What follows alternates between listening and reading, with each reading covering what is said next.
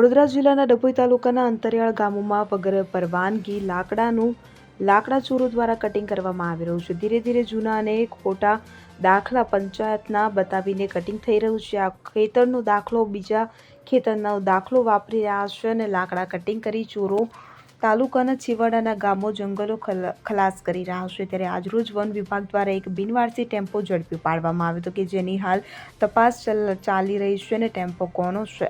તાલુકાના અંતરિયાળ ગામોમાં રોજ લાખો રૂપિયાનો લાકડા કે જે કટિંગ થઈ રહ્યા છે। તાલુકામાંથી લાકડા ભરેલા 50થી ઉપરાંત વધુ ટેમ્પો ઝડપાયા છે। વગર પરવાનગીનું લાકડું કટિંગ થયેલું સવારે 6 વાગ્યાથી 2 નંબરનું લાકડું પસાર થઈ રહ્યું છે। એટલે કે ડભોઈ તાલુકામાં અંતરિયાળ વિસ્તારો વગર પરવાનગી લાકડા વિરપન ચોરો બેફામ બન્યા છે। ડભોઈ તાલુકાના અંતરિયાળ વિસ્તારોના જંગલોને બચાવવું હોય તો વન વિભાગે જાગૃત થવું પડશે, નહીં તો જંગલો ખલાસ થઈ જશે। વન વિભાગના અધિકારીઓ કડક હાથે જો પગલાં ભરશે તો લાકડા ચોરોમાં ફફડાટ ફેલાશે અને જંગલો બચી શકશે।